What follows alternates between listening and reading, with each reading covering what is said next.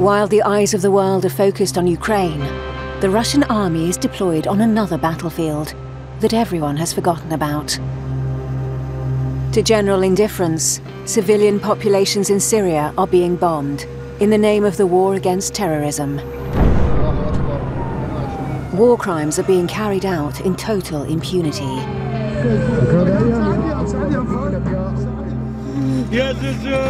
Such as in July 2021, when 7 people, including 4 children, were killed by Russian fighter jets.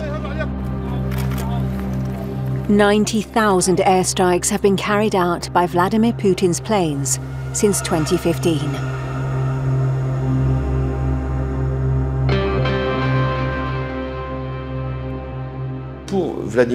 For Vladimir Putin, the key was to reduce the West's influence as much as possible.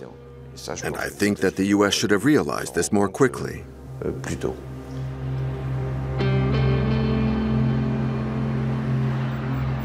We could absolutely compare Ukraine and Syria. The similarity, of course, is Western failure to take Russia seriously enough and doing enough to deter Russia, and Putin taking advantage of Western weakness.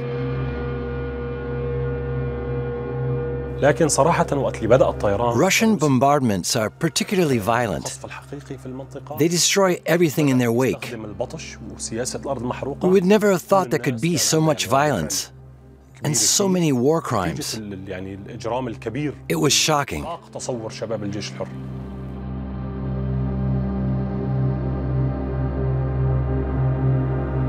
Syria was the incubator for Russia of its intervention in Ukraine. Why did Vladimir Putin decide to intervene in the Syrian conflict? In what way has this war changed the course of history?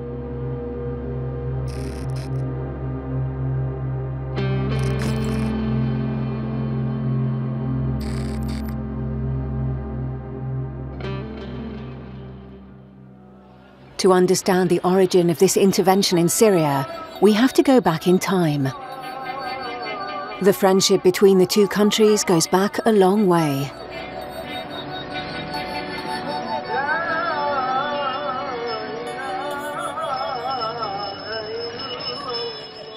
The relationship between Soviet Russia and Damascus was very important. There were a few disagreements over the Palestinian issue or over ties with Israel. And naturally, the Syrians were always very eager to acquire arms from the Soviet Union. And these weapons were supplied in the context of fraternal mutual aid.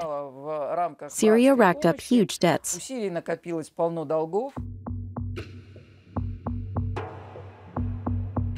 When Hafez al-Assad became president in 1970 following a coup, he found the USSR to be a precious ally. The father of the present-day Syrian head of state needed support to establish his power. Ideologically, he came from a so-called socialist background, and so he was perhaps influenced in one way or another by the Soviet system, even though he imprisoned all the genuine Syrian communists. But this didn't affect his alliance with the Soviet Union at the time. The two countries were not so far apart politically or even geographically. The Russian capital was closer to its Syrian ally than to some of the vast eastern regions of the Union.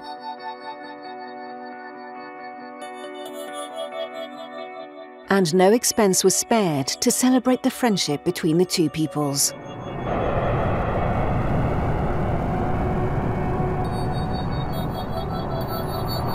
Mohammed Faris became the first and only Syrian to date to go into space. His journey on board the Mir space station was broadcast in both countries, and his exchange with Damascus was televised. Подполковник Мухаммед, я президент Хафез эль-Асад. Скажи мне, что ты видишь со столь большой высоты?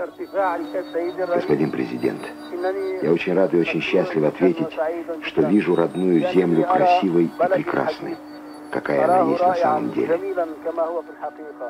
Мухаммед, мы все сейчас вместе с тобой в космосе. When he returned to Earth, Mohammed Faris became the symbol of the unbreakable bond between the two countries. Moscow was present at every level and took an active part in the major infrastructure projects which transformed Syria.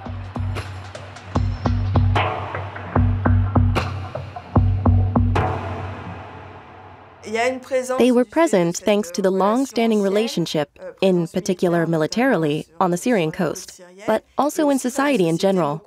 Many Syrians were trained in Moscow and went there to do PhDs.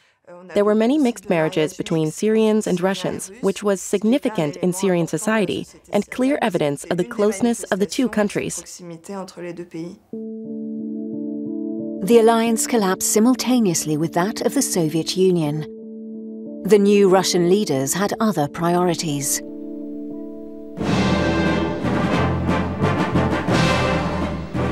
Клянусь, при осуществлении полномочий президента Российской Федерации уважать и охранять права и свободы человека и гражданина. This oath was a long way from reality.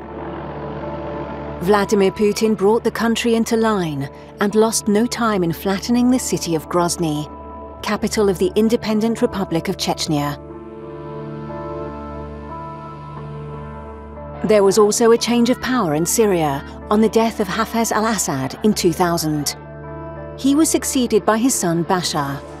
He was a doctor who had studied in the UK, and he promised to reform his country. In the early 2000s, when Bashar al-Assad came to power, relations with Moscow were very poor, extremely bad. Surprisingly, the Arab Spring revived their relationship. In 2011, when several Arab regimes fell, Bashar al-Assad understood that it would be dangerous to rely on the West. He started frenetically looking for new political partners and allies. He found them in Iran, and then he turned to Russia once again. After Tunisia, Egypt and Libya, the wind of uprising started to blow throughout Syria. People came out in the streets in many cities, calling for Bashar al-Assad to resign.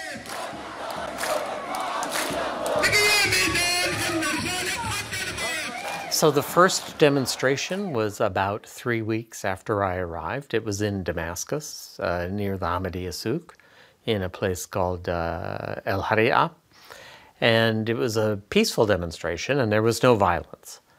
And we were shocked because Syria is a tough police state, and it's not normal to have demonstrations. And this was a big one, maybe 1,000 people in downtown Damascus. And the interior minister was able to resolve the demonstration without violence. It is clear that there could be more demonstrations, and the exact expression we used is the tinder, that is the little wood, is very dry before a fire.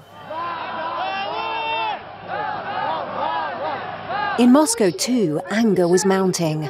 Suspicion of fraud in the parliamentary election of 2011 incited tens of thousands to take to the streets. The Kremlin was annoyed by the Arab Spring. Their reasoning was, the demonstrations have unsettled the Middle East. Who can guarantee that they won't also happen in Syria, and then afterwards in Russia? In my opinion, this was an important point. Generally, and without exception, everyone governing Russia, especially those close to the Kremlin, have viewed revolutions in an extremely negative way.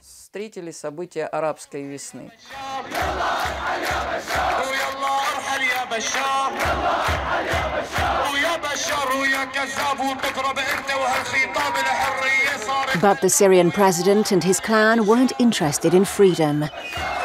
He made it clear, there would be no Syrian spring.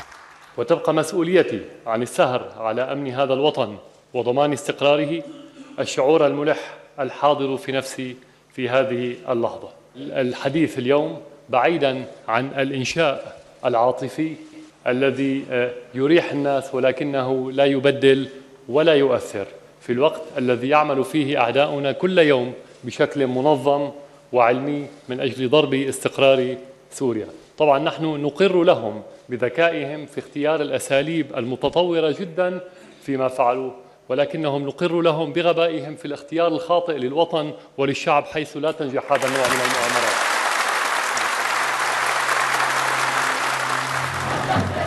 The peaceful demonstrations were swiftly suppressed.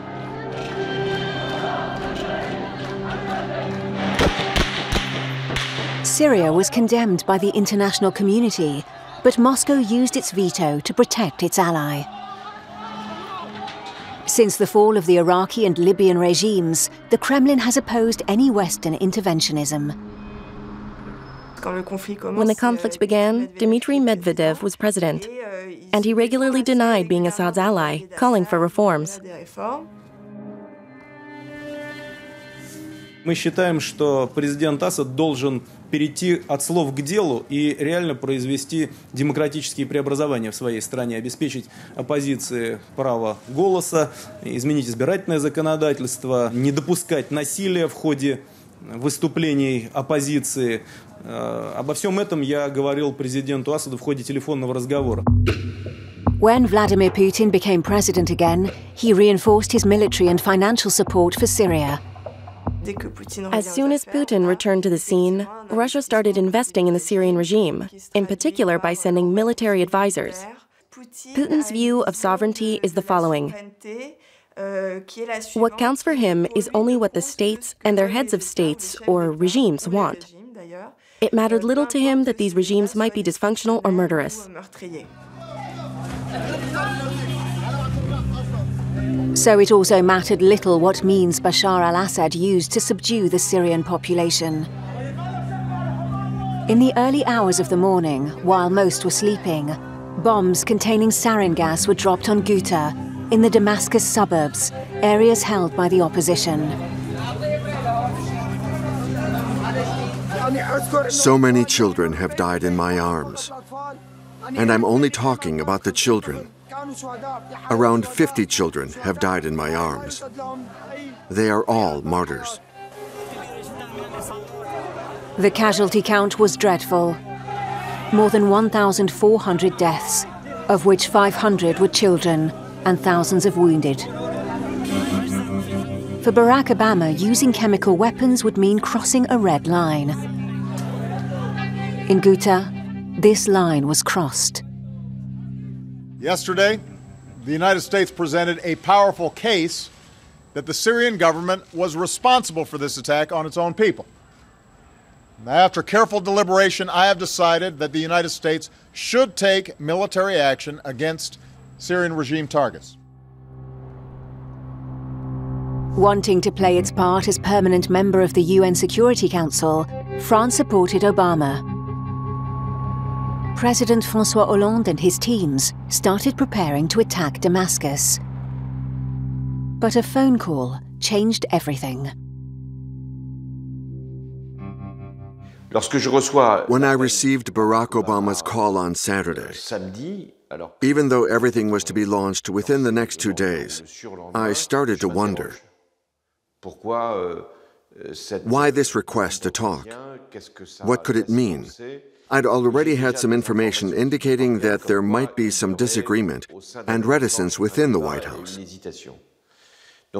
So when I spoke to Barack Obama on the phone, I was already prepared to some extent for what he was going to say in relation to the decision. So I told him that if we didn't carry out the operation as planned, we would never do it. And this was because several days later, there was to be a G20 meeting in St. Petersburg, which Vladimir Putin would preside over, and there would be pressure, not just from Russia, but from other countries, for us to do nothing. The French president's reasoning had no effect. The Americans prefer to leave the Russians to deal with the chemical weapons issue. And we are committed to try to work together, beginning with this initiative on the chemical weapons, in hopes that those efforts could pay off and bring peace and stability to a war-torn part of the world.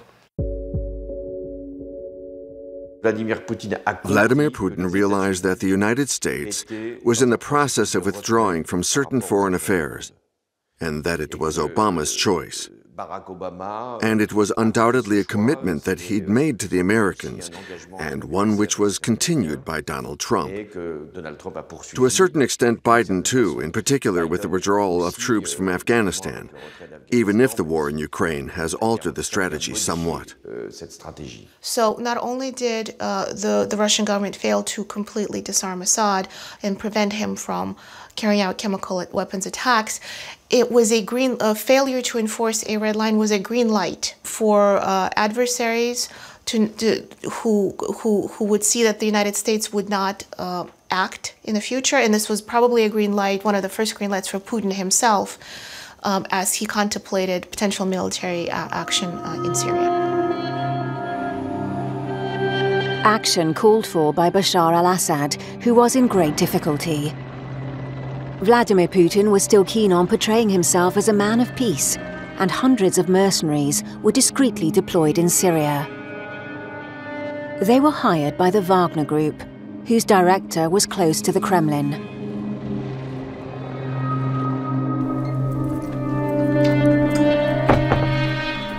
Former paratrooper Marat Gabidulin is the first and only member of this secret army to accept to talk openly. He now lives in France and is not afraid to talk to the media, to give his version of the facts, and to promote his autobiography.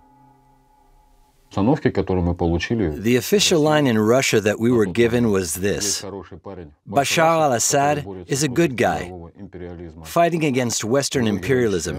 His army is very brave, and we must help them fight the nasty enemies. They're supported and trained by the capitalists and the West's special services. It was with all this in mind that we arrived in Syria. We were prepared to fight for the Syrian people. That's how we saw things. We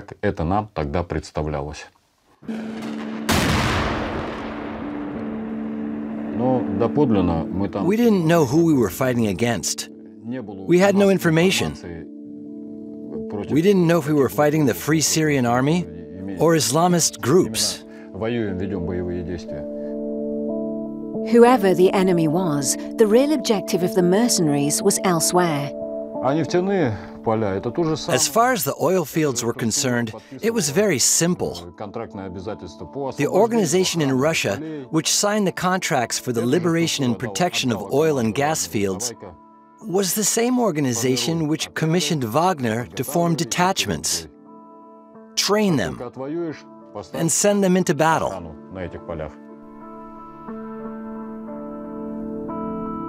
The contract with the Wagner Group was clear. Each time mercenaries recovered an oil and gas field, the Russian group received 25% of the ensuing profits. Taking advantage of the chaos in Syria, a new terrorist group came to the fore. The Islamic State Organization, or Daesh in Arabic, was quick to impose its control over a region straddling Iraq and Syria. Faced with a new peril, an international coalition against terrorism was set up, led by the US.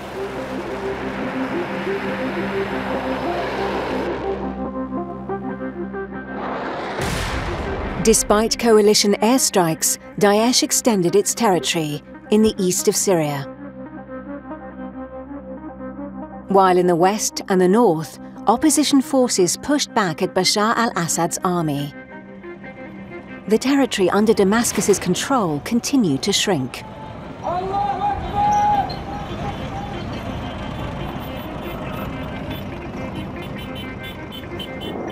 Rebels took back the city of Idlib in the northwest and rapidly destroyed all traces of Assad's dictatorship. For Vladimir Putin, it was a situation which required official intervention. The time had come for Russia to make a show of strength. Уроки прошлого в полный рост встали перед мировым сообществом. Исторические параллели очевидны.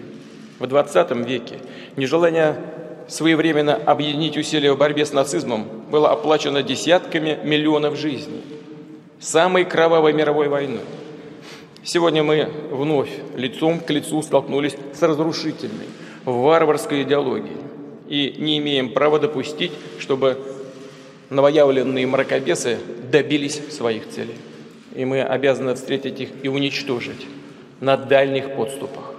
Вот почему было принято решение о военной операции на основании официального обращения законной, легитимной сирийской власти.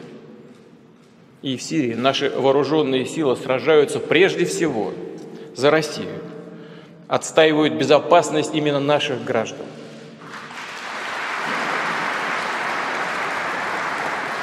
It was not a big surprise. We had seen them sending more material and preparations during the summer of 2015. I was a little surprised that the Russians would intervene so directly, but it told me two things. Number one, it said that the Russians had given up any hope of a negotiated settlement where Assad would make compromises. And number two, it told me that Assad's military situation itself was really bad, and that he needed the Russians in order to maintain his hold on power. In public, Moscow was saying something altogether different and presented itself as the new global police. They were fighting alone against the enemy. For the Russian government, the legitimacy of the intervention was wholly based on this fight against terrorism. It's not easy to make assumptions, but what is certain is that if Russia hadn't intervened, the Islamic State would have taken advantage of it.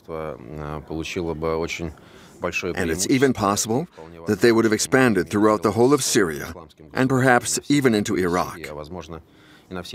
Before the Russian operation began, no one was really fighting against the Islamic State.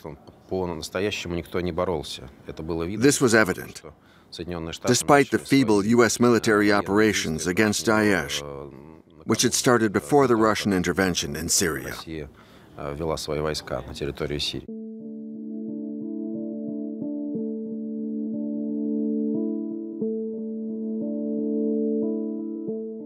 Russia had its own agenda and waited 9 months before launching an attack against the jihadists occupying Palmyra. Russian helicopters enabled Iranian militia and Wagner mercenaries to recapture the site. Wagner's men had two objectives. Firstly, to overcome Daesh, and then to minimize the actual losses. In other words, hide the true price paid by the battle. This war was carried out by mercenaries, and the reality is that Russia lost many men.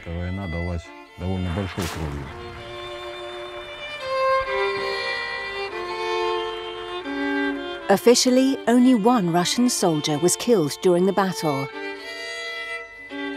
But for the Kremlin, there were other things at stake. They celebrated the victory over the jihadists with pomp and circumstance. They even sent over the St. Petersburg Symphony Orchestra to the legendary site of Palmyra, with footage of the concert being shown across the world.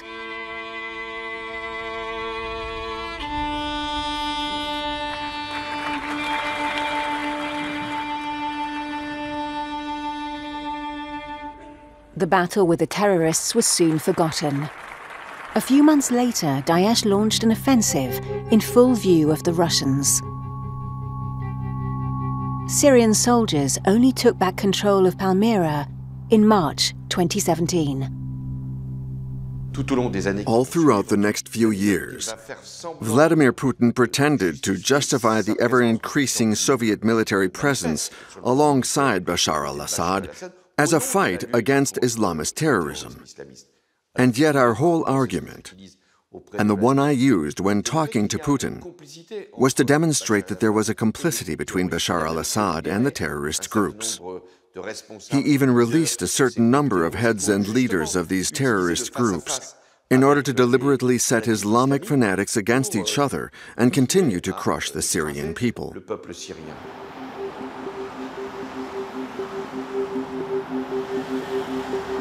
If it looks like a terrorist, if it acts like a terrorist, if it walks like a terrorist, if it fights like a terrorist, it's a terrorist, right? I would recall that we always were saying that we are going to fight ISIL and other terrorist groups. In Ukraine, as in Syria, the Russians forged the image of the absolute enemy, be they Nazis or terrorists. In the case of Syria, they latched onto the official line of the regime, that there was no opposition in the country, only terrorists and traitors to the nation, etc. And they made it their official position. They were sure of it being replicated on the international scene because there was a general consensus in favor of the fight against terrorism. But the parallels were clear. Every official speech talked about an absolute dehumanized enemy. This position made removing enemies and carrying out hardline policies acceptable.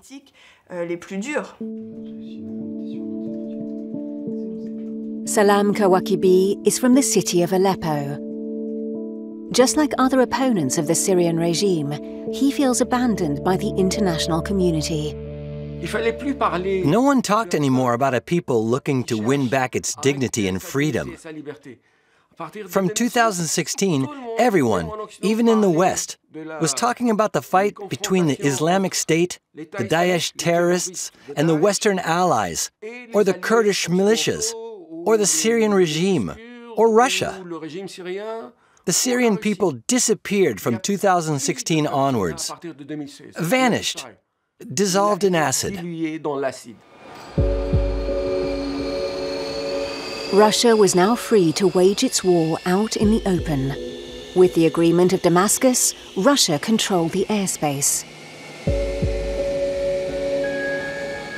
Moscow deployed all of its latest generation aircraft, and 98% of Russian pilots went to train in Syrian skies over real targets. Helicopters and planes took off around the clock to go and bomb rebels and civilians. The first target of this scorched earth Russian policy was the city of Aleppo.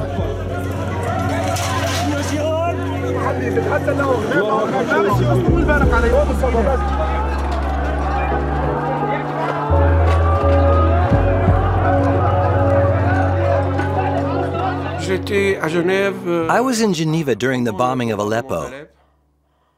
I had the opportunity of meeting a Russian official who was very close to the Syrian affair, and very diplomatically, I asked him a question about the limits of Russian intervention in Syria. I'll never forget his answer in English. He looked at me sadly and said, "I'm very sorry for you, my friend." He wasn't my friend, but that's what he said. For Aleppo, it'll be the Grozny solution.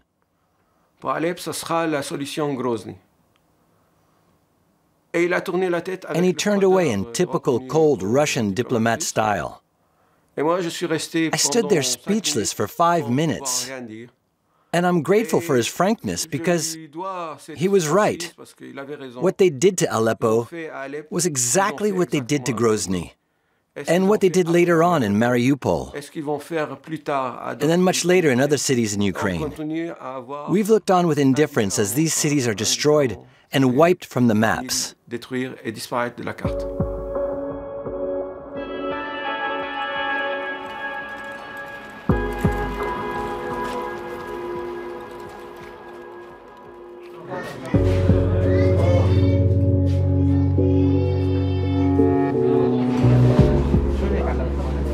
Once again, the international community was shocked, but did nothing.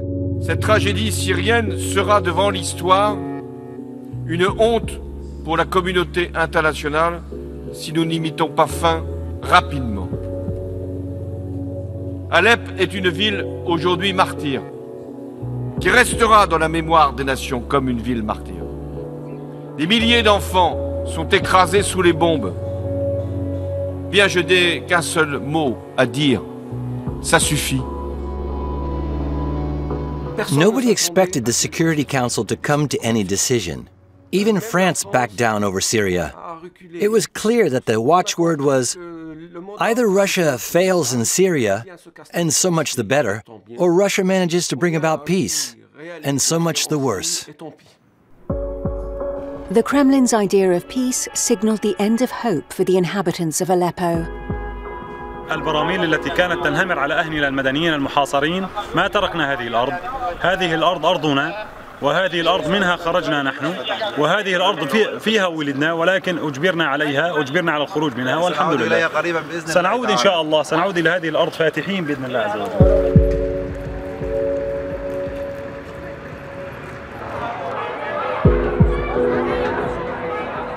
The Russians blew hot and cold endlessly. They destroyed Aleppo and organized ceasefires with the rebels. The Russians were too demanding. For example, they asked us to give up our weapons and make peace with the regime. So I negotiated for the inhabitants, women, children, and wounded, to be evacuated. The fate of those fighting would be dealt with later. Either we stayed inside the city and would all die, or we should find another solution. I'll never forget this phrase: either you all get out, or you'll all be considered as terrorists. Under the aegis of the Russians, a truce was signed between Damascus, who had taken back the city, and the opposition. Terrorized inhabitants were evacuated. But the peace was short-lived, as Russian bombs struck a convoy of evacuees leaving Aleppo.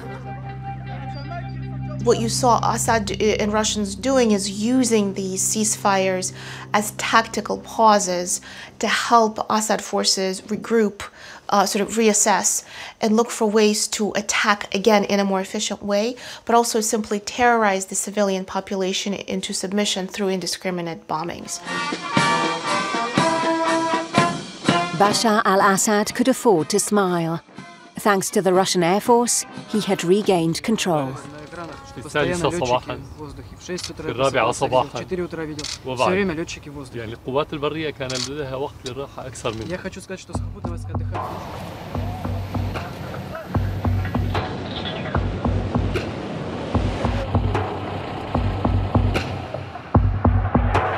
After Aleppo, it was the turn of Homs to be taken by Russian forces and those of the regime. Then Ghouta, and finally Daraa, the city where the uprising had begun 7 years before. The Russian army had transformed Syria into a gigantic exercise ground. Мы посмотрели 210 видов образцов оружия, проверили вместе с сирийцами на поле боя. И то, что мы посмотрели и сделали свои замечания, дополнения, это все, естественно, я уверен, в будущем сохранить жизни тем, кто придет с этим оружием воевать дальше. А с другой стороны, оно, конечно, будет более эффективным.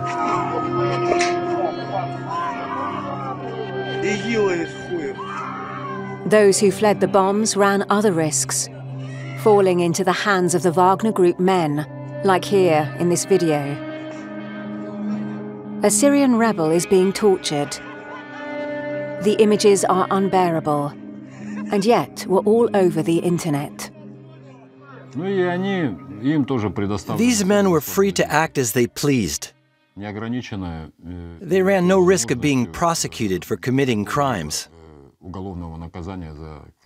On the ground, it all depended on our individual capacities to hold back the demons within each of us.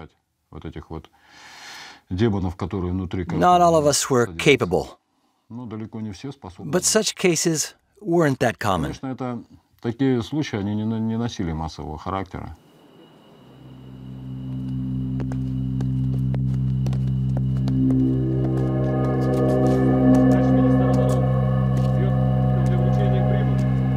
No criminal proceedings were possible, and so no justice for the victims. Impunity that enabled Russia to violate every international convention on conflicts. The most destructive weapons, such as phosphorus bombs or cluster bombs, banned by international agreements, were used against the population.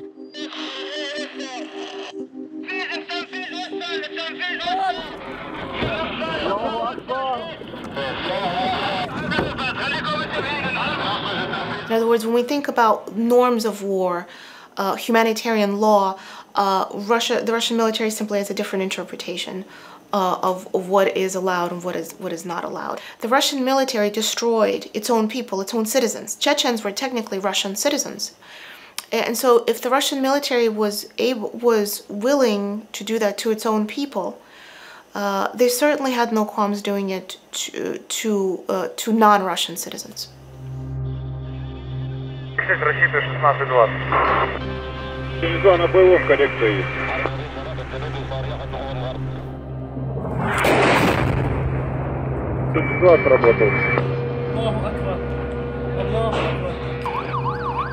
They had no qualms in bombing hospitals, like this one at Kafran Bel. يا بوس مان العمل لسه مان هنا بس نتأكد هلا لسه من إخلاء المشفى من كامل ونخبركم في شهيد مجهول هوي.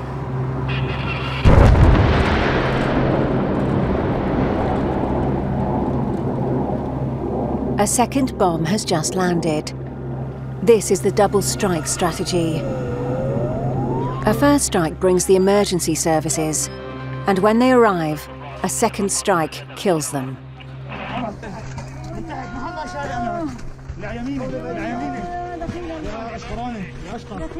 When the war started in Ukraine, the emergency services observed that the Russians were using the same military strategies as in Syria. Munir Mustafa is one of the White Helmets. He works in a civil defense center in the north of Idlib. The war that Russia is waging on Ukraine is awful, and our duty as human beings is to share the experiences that the Russians are subjecting us to. Let's look at this video. It's not very long. See here how the Ukrainian Civil Defense Unit works and how they put themselves in danger in the event of a double strike. There's a double problem with their reaction when airstrikes happen. In the event of a double strike, the team working here is in danger. They risk getting wounded or killed. We could give them advice. We've paid the price in blood to learn how to stop doing this.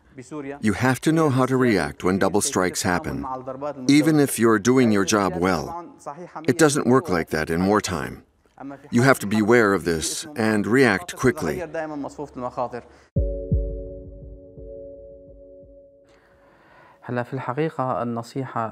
Our advice to first responders and the Ukrainian people is to benefit from our experiences in Syria, because we have a common enemy, Russia.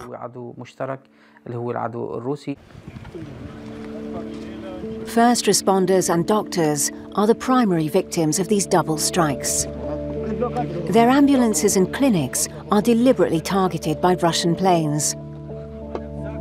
Crimes which are widely documented in reports by UN experts, but which Russia chooses to ignore. To be honest, I've never seen any conclusive proof of any crimes whatsoever committed by Russia in Syria. We've led investigations alongside the UN or Western colleagues, but the facts have not been verified, and the testimonies from the White Helmets are open to question. The only evidence of human rights violations by Russians or the Syrian army are staged videos or messages with no verifiable sources. There are many images showing schools or hospitals being destroyed, as well as other sites in Idlib, but none of them should be taken seriously. Faced with a deluge of Russian firepower, Syrian rebels have retreated further and further. They are now entrenched in the region of Idlib. The territory has been systematically bombed and is now reduced to ruins.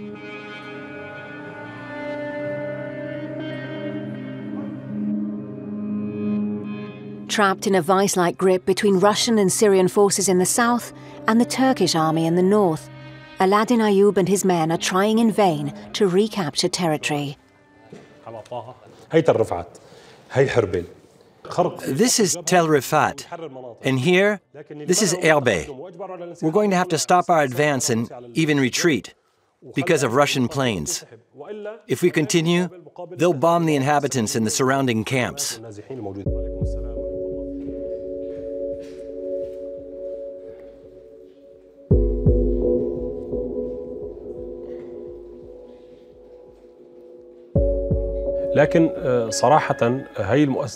We Syrians see the UN, the Security Council, and the International Tribunal as puppets.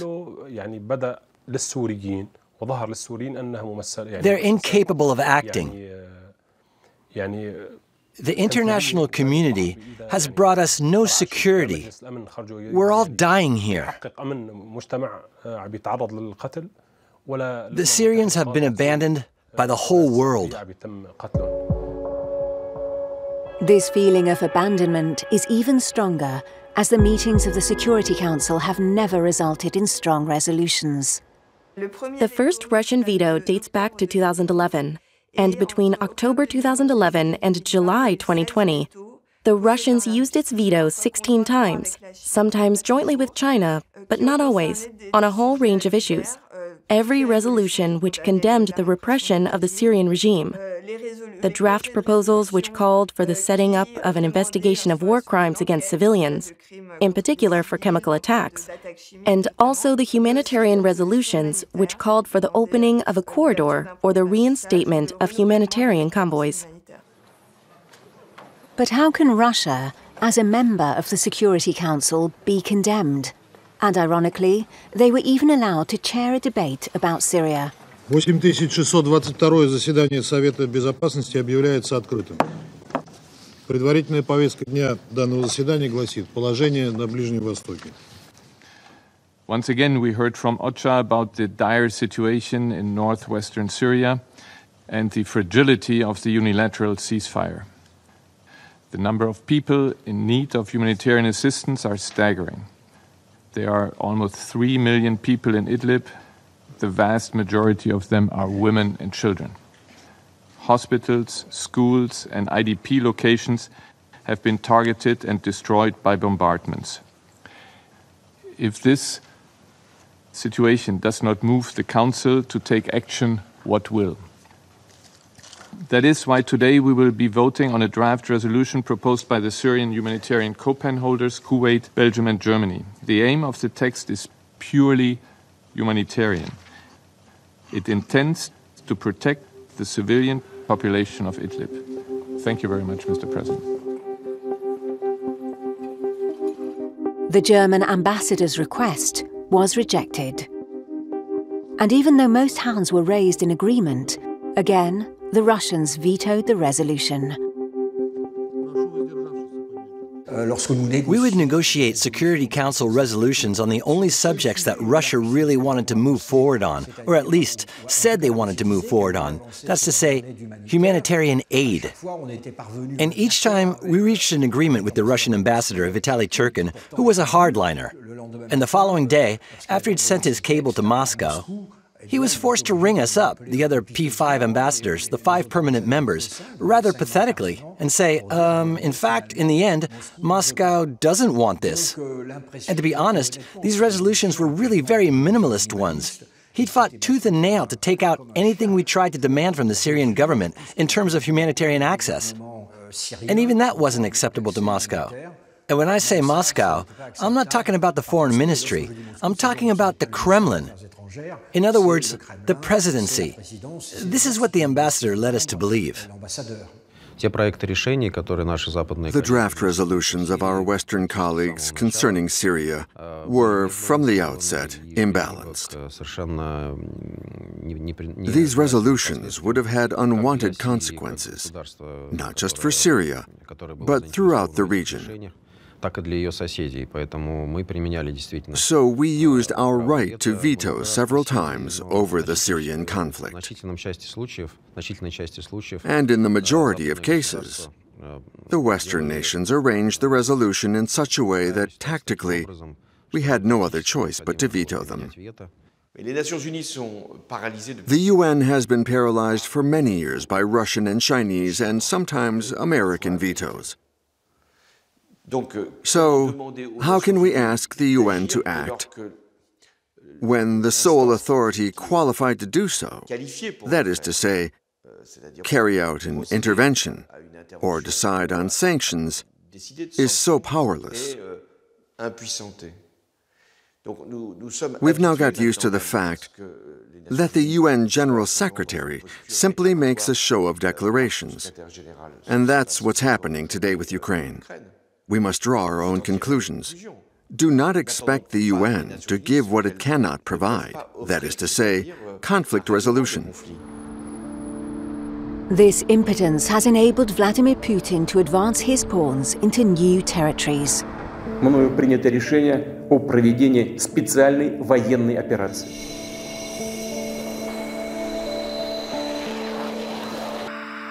Кто бы ни пытался помешать нам, а тем более создать угрозы для нашей страны, для нашего народа, должны знать, что ответ России будет незамедлительным и приведет вас к таким последствиям, с которыми вы в своей истории еще никогда не сталкивались.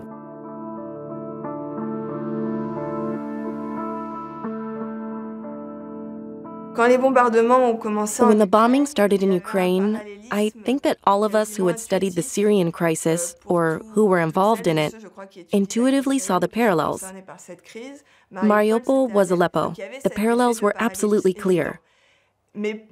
But soon after, we also saw major differences. And the main one, I think, was how the war was treated. In Ukraine, it was a crisis involving Europe. It was more or less a European crisis, in fact. So it was clearly treated in a different way from the outset. In other words, there was unambiguous, unlimited solidarity with the Ukrainian people.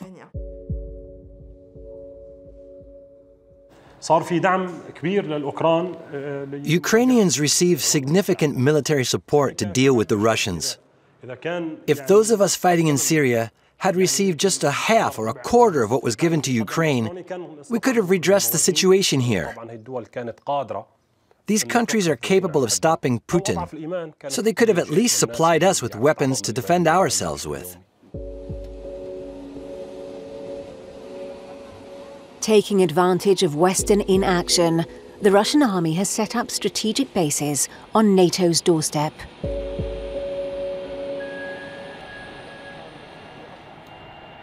Russia retains its military position in Syria, primarily in Tartus and Khmeimim. It is a permanent military position for at least the next 49 years with the possibility of a 25-year renewal. This is very long-term. This is even Russian czars who sought a military position on the Eastern Mediterranean were never able to establish it for that long period of time. These Russian bases are closely watched by the West's armies. The French Navy has a permanent presence off the Syrian coast. Today, both Latakia and Tartus are vital support points for Russia. They're vital on the one hand, because they enable Russia to keep permanent resources in the region. And these key resources also allow Russia to have a focal point in the Mediterranean, because initially their naval forces depended solely on strategic points in the Black Sea. So this meant that vital access to the Mediterranean was not guaranteed. But these are also strategic logistical hubs, enabling the Russians to deploy troops out to the Indian Ocean, for example. It's a gateway to the Indian Ocean, and the same goes when the Russian Pacific Fleet needs to be deployed in the Atlantic or Mediterranean.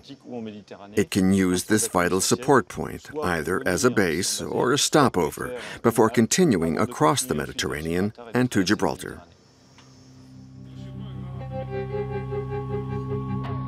But French surveillance did not prevent Russia from carrying out a show of force on these Syrian bases just 9 days before the invasion of Ukraine.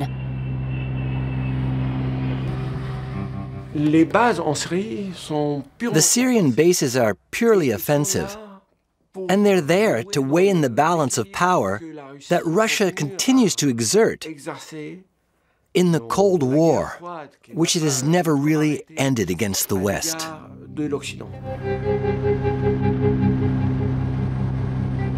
Yet it's a new era Cold War. Russia believes it can simply extend its sphere of influence without risk. If the United States had been more forceful in Syria, it would have caused Putin to think more than twice about intervening in Ukraine. It would have shown that the United States was willing to use all the tools to exact a price from Russia in Syria. But encouraged by his success in Syria, the Russian president has underestimated the international reaction to his invasion of Ukraine and overestimated the strength of his army.